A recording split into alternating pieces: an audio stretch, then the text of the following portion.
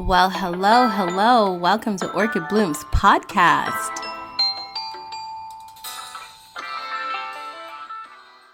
Welcome back, bloomers.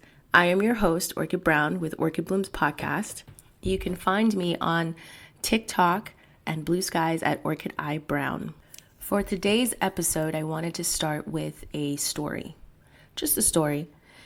If you are a loyal listener, you would have remembered that I had mentioned this episodes ago. I'm not sure which one. I cannot help you figure it out. But if you're a loyal listener, you would be able to understand that this story is created from that mention. And if you truly understood why that reference was made, especially in that comedy skit, you will find this story hilarious, or you will not resonate with it. Whichever it is, I want to start this podcast episode with a story that I'm just going to create out of the blue, just to start off this podcast episode. So let's imagine that you're a hoe. Yes? You have a curb. Now, you work that curb, and you've been working that curb for a few years. Yeah, you have your regulars that come because your rates are good, they can afford it, and every time they pull up, you perform your services and you get that little rate that you dish out to keep these clients coming back. Now, you a hoe, you're at this curb, and your pimp comes over, and says, hey, I have a lot of girls. I have a lot of females that are working different curbs, but you're special. You have that it factor.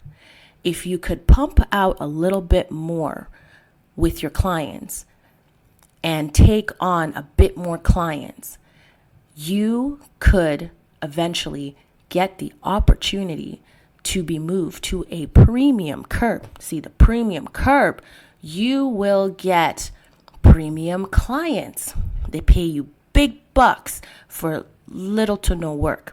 And even then, it's just a fetish that you're really paying into. That's a service you give. And you can get that premium curb as one of my top hoes if you produce more and show that you are capable of taking on such a premium curb. But it's an opportunity that only you could get. Only you're the only one I'm offering this to, because you have that it factor. Now you've got a year. You've got a year to pull it together, to produce more, to bring in more clients, to really work this curb. Be that stellar hoe so we can finally get you on that premium curb with good smelling clients. They don't ask for crazy things, but they just want a little and they'll pay you a lot. Now, as the hoe, you are super excited. You are like, oh my God, like the pimp is finally recognizing me. I've been working this curb for years and he has not been paying attention to me. I see him sweet talking all the other girls on the other curbs and he's never acknowledged me, but he came over and he finally said, I have that it factor. I got the potential to be on one of the premium curbs. I'm going to work my ass off. I'm going to work so hard and I'm going to get that top curb. 6 months in, working your ass off, you have lower back pains, your knees hurt, your jaw's not working, you're drained, you're depleted.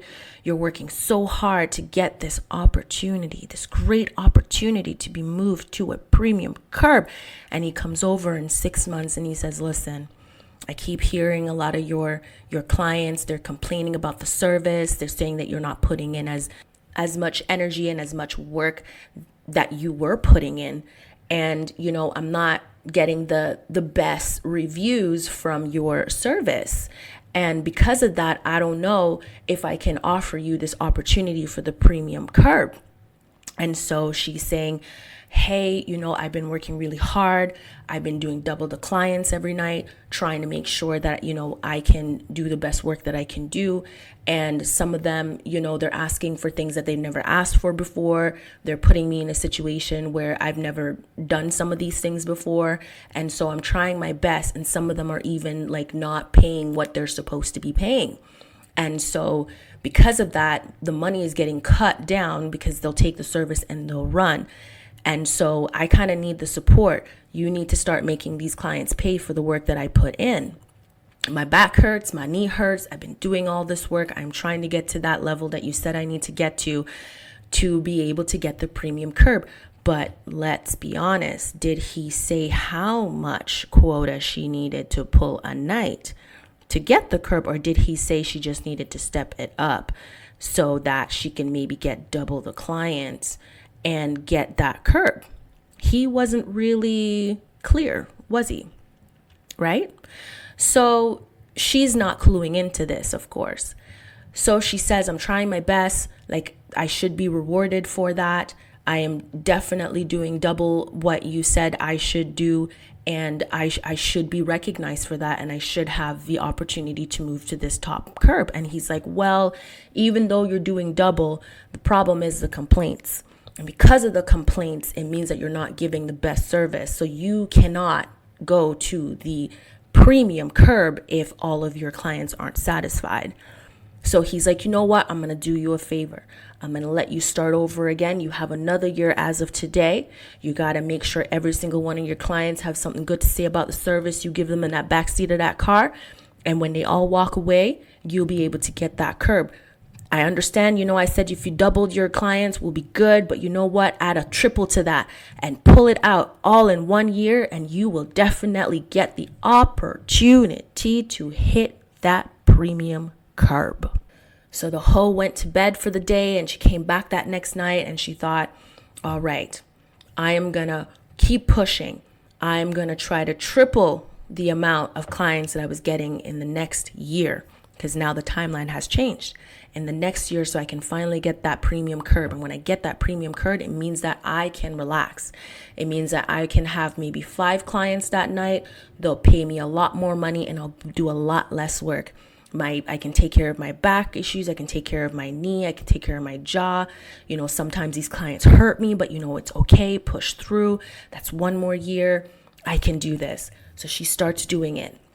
And she starts doing the best that she can, but it started to get even worse. They start to become more abusive. They start becoming more aggressive, and no help. The pimp was not there to make sure that these people paid. So a lot of people got their services and did not pay and ran off, right? And so now she's in a situation because, again, triple the clients mean that she needs to bring in triple amount of that money. So if a lot of these people are skipping out after she put in how much energy and how much work, how is she meeting that quota?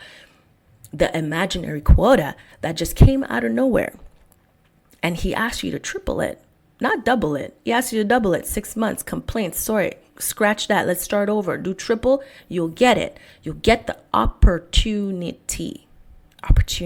Now a year finally comes. She looks exhausted. She's in complete pain. Her nerves are pinched. The hose disc are all over the place. She's bruised. She's battered. Ho don't know what to do with herself at this point, but she sees the pimp coming over. It's been a year. She's like, thank God I'm finally going to get that opportunity to be on that premium curb. And the pimp comes up to her and said, look, I see that you've been working. I see that you've been doing, triple the amount of clients. But the fact of the matter is most of them aren't paying, and you're giving out the services for free at this point. Now, when I look at you, you look drained and battered and bruised, and like you're just not carrying yourself like a confident hoe that belongs on a premium curb. And so I'm sorry to say, but I'm going to give this opportunity to that young girl. She's fresh. She's new to the industry, and she's got it together. All of her clients are happy to see her. So I'm going to give her the opportunity to be on that curb, and I'm so sorry about this, but just relax a little bit. Just go back to your double the clients that you were giving prior to this test of the 3 times the clientele, and we'll go from there. We will go from there.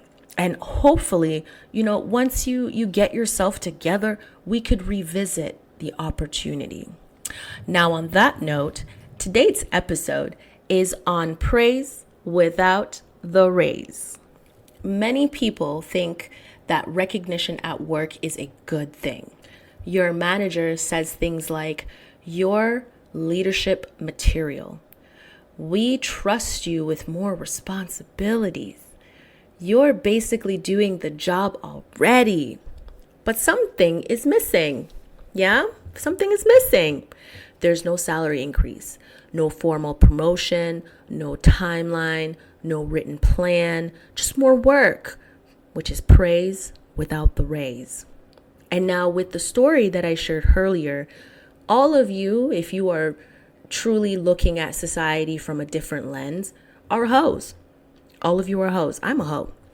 When I go out, I get paid to do a job. I'm a hoe. And most of us have experienced this at some point, to be praised without the raise. But at the end of the day, and the moral of that story was, she didn't get that in writing. And it was just a conversation between them both. Nothing was documented, nothing was recorded, and he was very vague. He said you had the potential to get this opportunity. Not that the opportunity was this hose.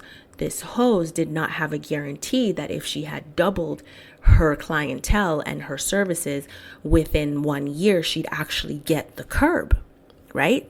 She didn't. She just ran on it without asking questions or looking into details that would be helpful for her to have a conversation with him when that year came up, that if he tried to backtrack, she would be able to advocate for herself. But in this situation, she just ran with it with little to nothing but praise. And if you really listen to the story, she was losing money when she doubled the clients because they were taking the services and they were running. And the pimp was there. The pimp wasn't even chasing them down. The pimp wasn't even trying to stop them and make them pay. But that's the pimp's job. That's what the pimp is supposed to do. That's the point of paying a pimp. Yeah? Yeah. And when she started tripling that, she was still losing more money, putting in more work and not making any money whatsoever. Just a little bit. The same amount that she would have made if she had just kept her regular clients. So she wasn't even seeing a raise from all of her effort, all of her energy that she was pouring into for a potential to an opportunity, because that's what was really promised. Yeah. And look how she was done. It was given to somebody fresh, new, just got on the scene, and he thought she'd be perfect for the premium curb, and the hoe didn't put in enough work, enough years to even earn it, and she got it for free. Some of us, and most of us, have experienced that in the workplace. The praise without the raise. And then there's the disrespect that follows.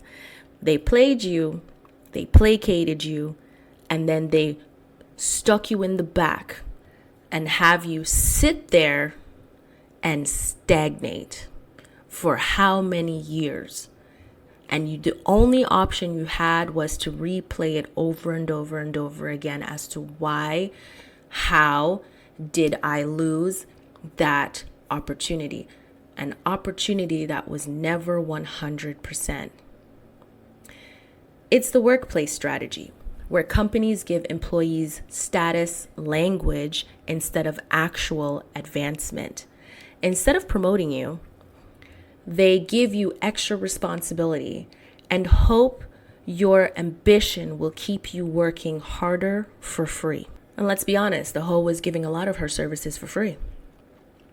I've worked in environments where this happened all the time. People start with enthusiasm, believing they're being prepared for the next step in their career, only to find out that they're trapped, completely trapped. But 2 years later, they are now feeling uncomfortable because, again, they thought they would have gotten this opportunity after 1 year because that's what they said. Not in writing, but that's what they said. And then 2 years pass and you're still waiting for this potential of an opportunity.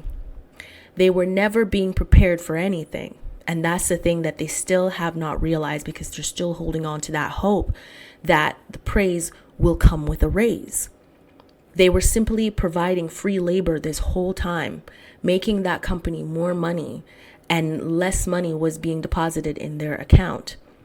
Today, I want to break down how this works, why organizations do it, and what people should think about before accepting these kinds of roles. Now, what does praise without the raise actually look like? Here are some examples people hear at work. Can you start mentoring the new employees? You're basically acting supervisor.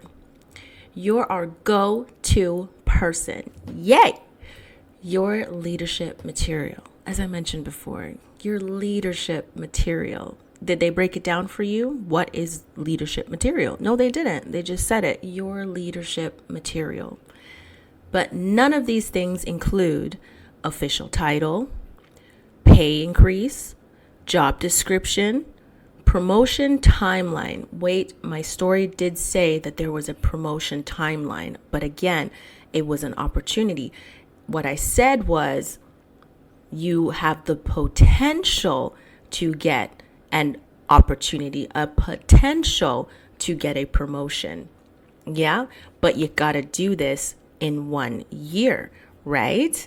Right. So I guess the timeline was provided, but for some people, there aren't any real timelines. So what is really happening?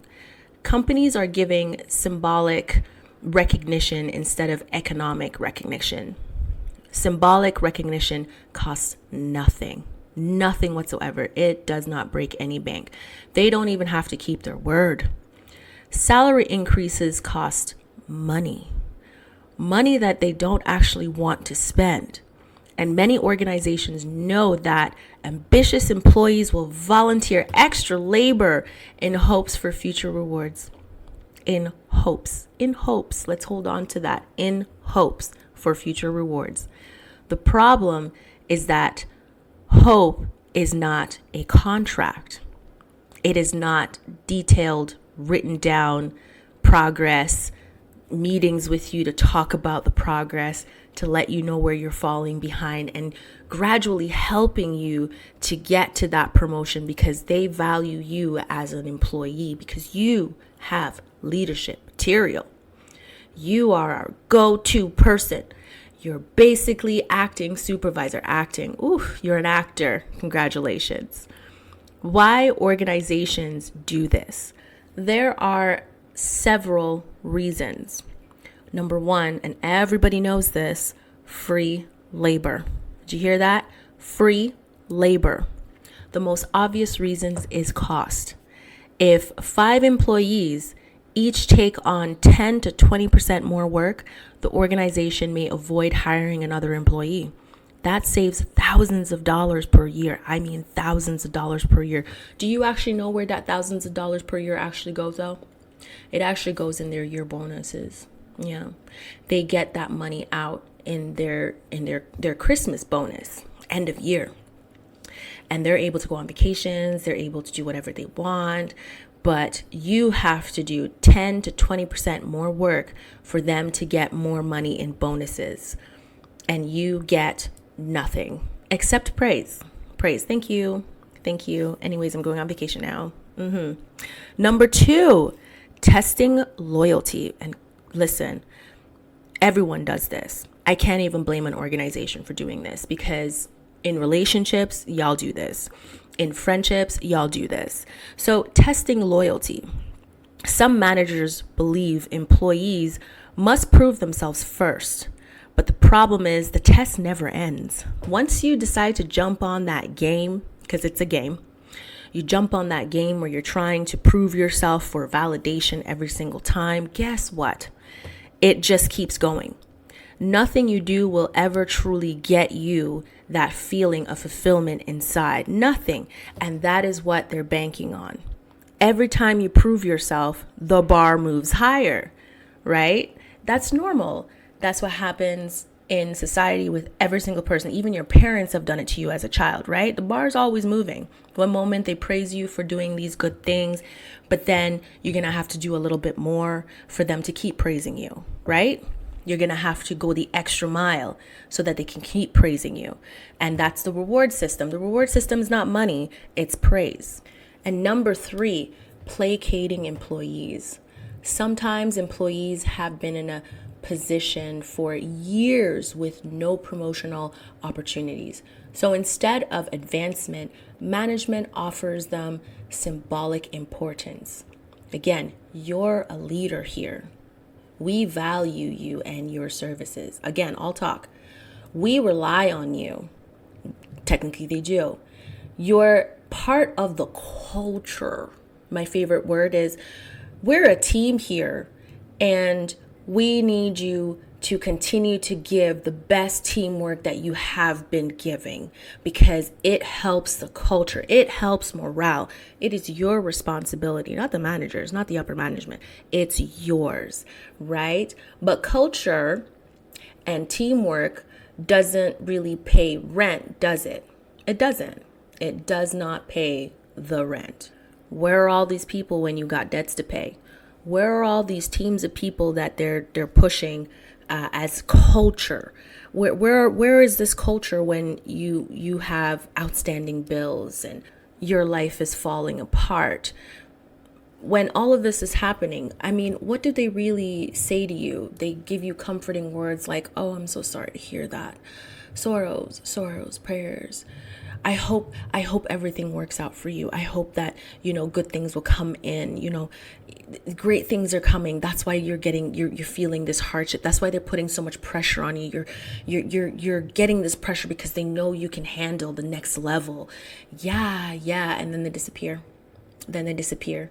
Until they need you to be a part of the culture, until they need you to provide teamwork, doing a lot of work so that they can coast, right? Pay attention.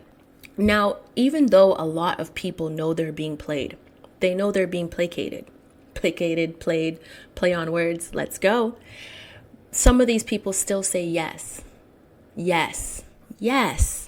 I will take on more responsibility. Yes, I believe you when you say that you're going to actually promote me, but it's not in writing, and you're making sure to say that with no one else around.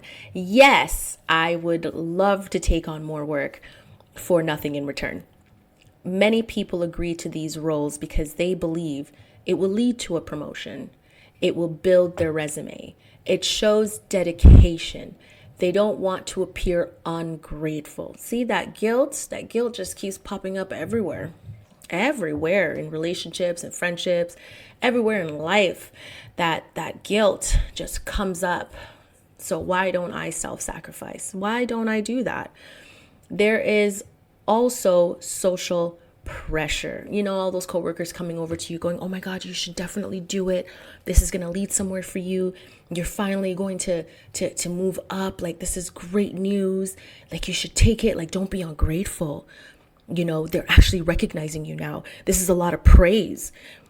Lots of praise. Maybe after like a few years, you'll finally see like 10% of that money. Wait, not 10%, just a little crumbs being thrown at you just to say thank you. Yes. Social pressure. So much fun. You'd just be the best person at that job. You've been here for so long. It's just you. Or if you're new, they're going, "Oh my God, you're like the hardest worker here. You put in so much work. You should definitely do it. Push harder and get that promotion. You can do this." Once everyone praises you for being helpful or stepping up, it becomes very difficult to step back later. Because the moment you say no, suddenly you are not a team player. How many times have we heard this?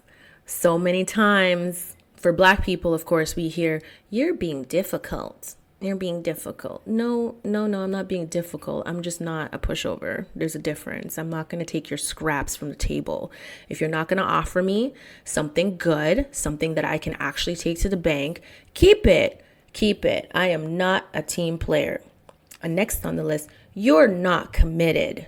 You need to be more committed for nothing. And then there's not supportive. You're just not supportive. Why can't you do majority of the work for me so I can focus on my family? I'm going through so much. Like if you do a little, like 20% more of the work, it means that I can actually relax. Like I'm so stressed. You're not supportive. So people stay stuck. That's what that means. You're choosing to be stuck and stagnant. Now, what are the hidden risks? One of the biggest problems with pay without the raised promotions is accountability. Without authority, you may be responsible for things you can't control. For example, you are expected to help manage staff, but in some positions you cannot discipline anyone, change schedules, enforce policy, hire or fire employees. So when problems happen, management says, why didn't you handle it? But you were never given the authority to handle it. You were only given the responsibility. And responsibility without authority is one of the fastest ways to burn someone out. Maybe that was the plan. You ever thought about that? Was that never the plan? To burn you out, to make you not want it anymore, to make you just decide that where you were at is much better than what they're offering. There are phrases that can protect you in these types of situation, and it's a personal strategy of mine. One of my favorite phrases that I like to use, and I use it many times in my previous job, was that's above my pay grade. Right? Let's practice it together. That's above my pay grade. Some people think that sounds selfish. I'm selfish. I'll accept it. But it's actually a boundary. My labor is not free. My thinking is not free. If I don't have the position, I am not responsible for building the system. Because if something goes wrong, the organization will remind you very quickly that you didn't actually have the position. So my response becomes simple. That's above my pay grade. Now, what do people need to ask before accepting extra responsibility? Before saying yes, people should ask 4 questions. Number 1, is there a timeline? If someone says you're being prepared for a promotion, ask, when would that promotion realistically happen? Number 2, is there a written development plan? If the organization is serious, they will put the plan in writing. Number 3, what authority comes with this responsibility? If you're expected to lead people, what decision-making power do you actually have? Number 4, what compensation is attached? Extra responsibility should come with higher pay, bonus structure, temporary acting pay. And some organizations actually follow this because they don't want to get in trouble. They also don't want to get sued. And then there are others who know that their employees aren't as intelligent as they hoped they would be and know that they can pull it off and get away with it. Because once you say yes, they don't have to make any corrections. You said yes to free labor. Otherwise, you're simply doing 2 jobs for 1 salary. And even then, was that salary that you were making truly making a difference in your life? Gotta ask yourself that question. The training title, good versus bad systems. Some organizations solves this problem by creating positions like supervisor in training, manager in training, acting lead, or acting supervisor, acting manager, acting whatever. You're an actor. These titles protect the employee because they define the training period. They clarify expectations. They establish progression. But many organizations avoid doing this because it forces them to eventually promote or compensate the employee, Without that structure, the employee stays in a permanent, stuck and stagnated position of almost being promoted. And I don't think it's a crazy bad thing to be named like an acting supervisor or acting lead or acting manager, acting director, because it's documented. It's something that you have to sign. So you have proof that you did do this position. And I mean, I was talking to a friend of mine and he was offered an acting position, but it was maybe like a month or two, sometimes 3, depending on the organization. And so he didn't mind taking it because it was a short period of time. It wasn't that he was going to be doing the acting position for a year or 2 years or 3 years. He'd be like, that would be stupid. I need to see progression. After 2 years in being a company, you need to see an increase in your pay. And if you don't see that increase after 2 years of working there, you're probably at a dead-end job. So for him, he's been in the organization for maybe 2 years already, and they offered him an acting position. And he was like, you know what, for the time frame that is being offered, he'll take it because it's not very long. He'll do it, he'll get the experience, and he'll ask himself after that experience if this is something that he wants to enter into. Now, the good thing about this organization was that they were able to kind of spread out that opportunity to more than one person. So it wasn't just one person in the organization that got the acting position. It was a few. They changed it up and they tested everyone.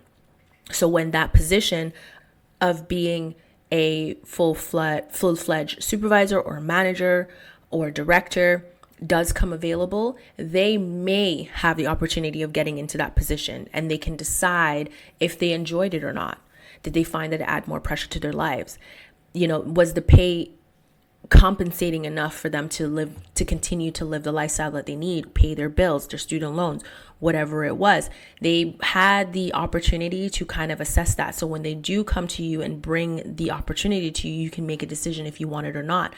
And at that point, there are a few people in that department who has had an opportunity to be in that acting position. So if you ended up turning it down, it would go to the next best person. Or they would ask the next best person first because of their merit in the company. And because of that, if they take it or they don't take it, it would eventually move on to you. And so you can see the fairness in the structure. And most organizations, good organizations, want that to be displayed and to show that they're at least being fair. They offered the position to someone that had more merit, and they have put them in a position of acting. They've assessed, they've documented how they worked, how they handled things, and they know that they would be perfect for the role. And those are the type of organizations that I like. Yeah, I like those organizations because they're transparent about what they're doing. Now, if someone didn't have merit and you assessed all of these people and you went with the person that did not have merit first, then you at least were able to see that they're exercising favoritism. You can see that there's a clear relationship between these two people because, again, some people fuck their way up. You know, it's a part of life. And then there are some people who are family friends, or, you know, outside of the workplace, they hang out and they go on vacations together and they go out for lunch and dinner on the weekends, you know, because they clearly have a relationship.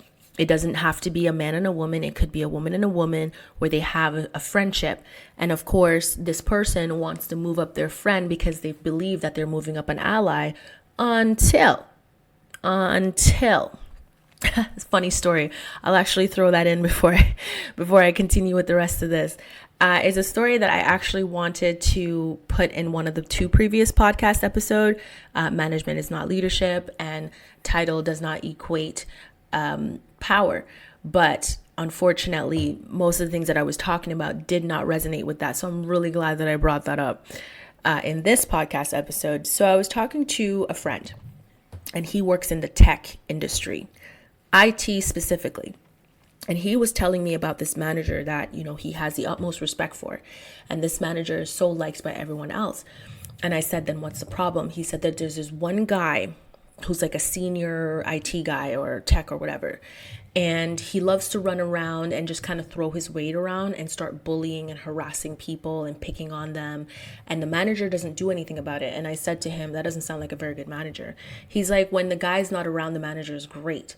And I said, but when he really needs to step up, he does not step up as a manager. He's like, well, karma's a bitch. I said, what happened? What happened? Share, friend, share. Anyways, what he said was, so that manager got demoted. And I said, for real? I was like, yeah, he got demoted. And I said, who took his place? He's like, that friend. I said, no fucking way. He's like, yep. So it turns out that this friend who was being buddy best friends with him and acting like, they're two peas in a pod, has been using his authority to bully people and do things that he is not supposed to do. There has been so many complaints about him, but the manager hasn't done anything about it because he genuinely felt that this guy was his friend. So he needed to protect his friend. Turns out the friend was going behind his back and talking to management and trying to be buddy best friends with people above him behind his back without his knowledge. And when it came down to it, those same people at the top decided to demote him and then promote him into that position. I was like, dog, wait, what? The drama. I said, please tell me he was smart enough to walk away from the company, even though he kind of deserved it, because when he was supposed to use his authority to make an employee accountable, he chose not to do that because of so-called friendship. And then this dude spat in his face and said, I don't really care about this friendship. I was just using you to bypass you to get your position. But thanks, buddy. You know what I mean? So I was like, how did he handle finding out that he was basically betrayed by his friend and his managers above him? And he's like, basically, he's now in the demoted position. He's sulking, but every single time the manager comes around, he smiles and he's waiting for scraps. I said, what do you mean waiting for scraps? Like waiting for him to give him attention or talk to him. And so the guy does give him that, but he just comes over to rub it in his face that he took his job and is doing a better job than him. And he just sits there and smiles and go, and I was like, how pathetic. I thought you said this guy was a good manager. And he's like, well, I guess what I mean is that he's a friendly manager. He's charismatic and he's friendly. He doesn't like confrontations. And I guess he was afraid of this friend. And I said, why would he be afraid of this friend? I said, honestly, the guy doesn't have any skill set. He has no talents whatsoever. But because he has an inheritance, he's got an inheritance behind him. That's the reason why his wife stays, because of the money. And he has friendships solely on the fact that he has a shit ton of money. And I was like, damn, is this in Canada? And he's like, no. Like the company is both in the States and Canada. And this guy lives in the States in a gigantic mansion and he just works for fun. I said, but he didn't need the management position then. He's like, no, he's just doing it because, he likes to feel powerful in some way. So he took his so-called friend's position and then have him groveling to him asking for scraps. And I said, wow. And he did all of that to buy into having a friend that has an inheritance who technically doesn't need to work whatsoever. And he's like, yeah, that's he just wanted a rich friend. I was like, that is so pathetic. I said, I thought you said he was a good manager though. He's like, you know what? As someone who's never been a manager, have never even thought about what a management is supposed to do, how to be held accountable, what are their actual responsibilities. He said, I spoke too soon. And so with that story, I was like, you know what? Karma's a bitch. The man got snaked. He got snaked by the man that didn't need the position, who just wanted the authority and the power over everyone. He's like, yep. And he's like, the good news is majority of us is going to be laid off. So my job is to find another job outside of it, where most of us are going to use him as a reference, but we're not sticking around. Because now he's going to be even more of a tyrant and he's going to be bullying and harassing everyone because now he has that power. He has proven to upper management that he's a better manager than that other dude was. And I said, well, it didn't take much for him to prove it. He's like, yeah, that's true. That's true. You allowed this person beneath you to walk all over you and dangle an inheritance that you will never get in front of you and try to get you to believe that, be loyal to me and I'll take care of you. But really, he was just snaking you behind your back. And now he's in your face every day gloating about how he has your position, making the measly money that you have because he has an inheritance. He's filthy fucking rich. He actually doesn't need the money. And he's rubbing it in your pathetic face. I said, Jesus. This is why I can never go in tech. A lot of people who do not have an inheritance, who aren't running around chasing power needs to understand that energy is money. Time is money. Nothing in life is free. When organizations constantly ask for extra responsibilities without providing advancement, they are not developing employees. They are extracting labor. It's free for them. They're happy when you do that because they don't have to give you nothing in return. It's like throwing scraps to a dog. There's nothing wrong with ambition or helping others grow, but that effort should exist within a system where your growth is also protected, because praise feels good, but praise doesn't pay your bills. Now, that concludes this podcast episode. Thank you for joining me today on the Orchid Blooms podcast. Your support is appreciated. Take this time to subscribe, follow, rate, or leave a comment or review on the podcast platform of your choice. So if you're with Apple, Spotify, Audible, iHeartRadio, definitely leave a review. Even on YouTube, leave a review. Our social media pages are Orchid Bloom's YouTube channel, The Ambitious Obsession Network on Facebook, at The Ambitious Ops on Twitter, at The Ambitious Net on Instagram. If this episode resonates with you, share it with someone who needs to hear it. We all have those people who are so hopeful that they're being offered nothing but praise, that they need to start considering where they're going in their lives, what are their goals, what are their plans. Does this equate more money in the future? Is it written down? Is it documented? Is there a timeline? Until next time, keep blooming. I hope you have a splendid day.